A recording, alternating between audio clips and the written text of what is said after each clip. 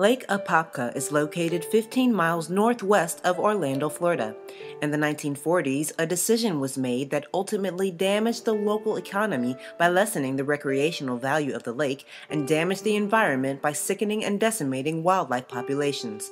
A third and often neglected component was negatively impacted as well: the farm workers whose livelihoods depended on the local farming economy. In the 1950s, Lake Apopka was world famous for bass fishing. For more than 50 years, the North Shore was cultivated for vegetables such as corn, carrots, cucumbers, radishes, and lettuce. A portion of the lake's northern marshlands was drained to expose the rich soil on the bottom to produce more food to support the World War II effort. Water from the same lake was then used to irrigate the farming fields, flooding them in the summer and draining in the winter. This cyclical use of the lake water resulted in decades' worth of runoff of pesticides and fertilizer collected in Lake Apopka. Public pressure in the 1960s focused attention on cleaning up the lake as it had turned a pea green color from the algae blooms in the phosphorus-rich water. There was an increased population of shad, generally considered a trash fish, and the tourist industry had dried up. By the 1980s, former farmland was converted into man-made marshes to serve as a filtering system under the successful Marsh Flowway project, and stricter farming operation regulations were imposed. In 1996, the Lake Apopka Restoration Act mandated the St. Johns River Water Management District to pursue land purchases from the farmers, who were ultimately extremely well compensated for their land.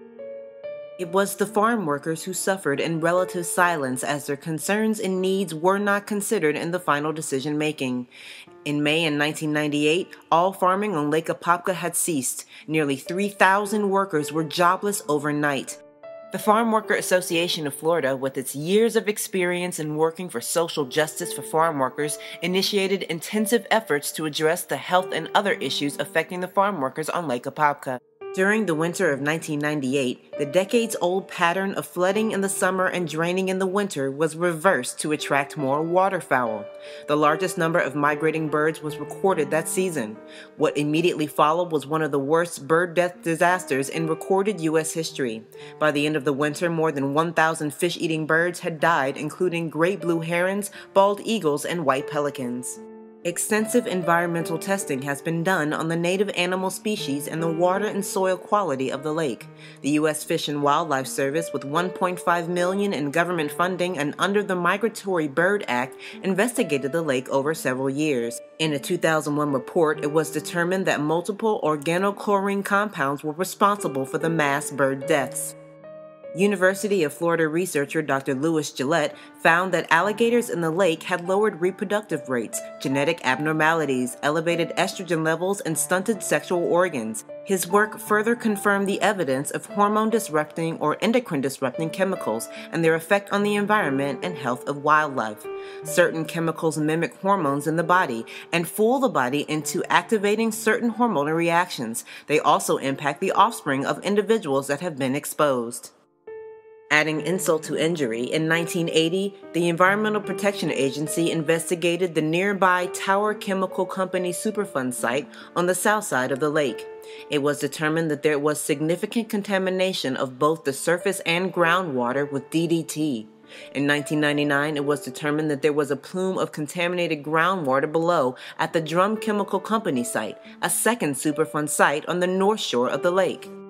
Lost in the various evaluations of economy and environment was the daily exposure the farm workers experienced.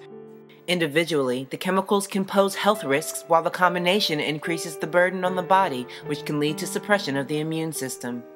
Workers came in contact with the same chemicals implicated in the bird deaths through multiple mechanisms, like pesticides sprayed from planes and touching wet plants. Many suffered from frequent sinus problems, arthritis, diabetes, high blood pressure, skin problems, lupus, and kidney failure. Families suffered reproductive problems, pregnant mothers had difficult pregnancies, and many farm workers' children were born with low birth weight and exhibited diminished cognitive abilities and motor skills. To date, the fish continue to be a food source for farm workers and others in the community. It's safe to assume that if the fish, birds, and alligators were affected by the chemicals, that the farm workers were, which means that their children have been exposed as well. No research has been done to evaluate those affected. During the summer of 2010, the Lake Apopka Farmworker Memorial Quilt Project was completed. Loved ones crafted hand-sewn squares that were placed in one of two quilts. These quilts were showcased at the 2010 Environmental Justice Symposium at Florida A&M University College of Law and FAMU Center for Environmental Equity and Justice. Farm workers were able to share their experiences and illustrate the need for social equity and environmental justice. In 2012, while working on their environmental and social justice projects for their degree program, 5 students from the FAMU College of Law visited the Farmworkers Association. These students were able to view the memorial quilts and take the toxic tour, which further emphasized the need for environmental advocacy.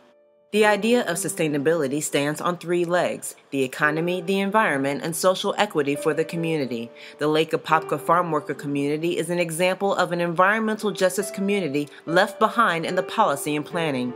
It is not sustainable to address only the economy or only the environment. The Marsh Flowway Project and Lake Apopka Restoration Act were implemented to address the ecological issues such as the health of the lake, but ignored the health and concerns of the people.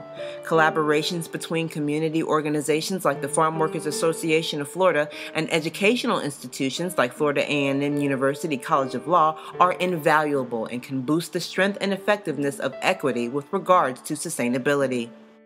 HBCUs are privy to the socio-economic and environmental plights of their student populations and the communities from which they come. They understand the importance of engaging the local communities in an effort to create innovative and interdisciplinary partnerships to identify needs, solve problems, and lead by example.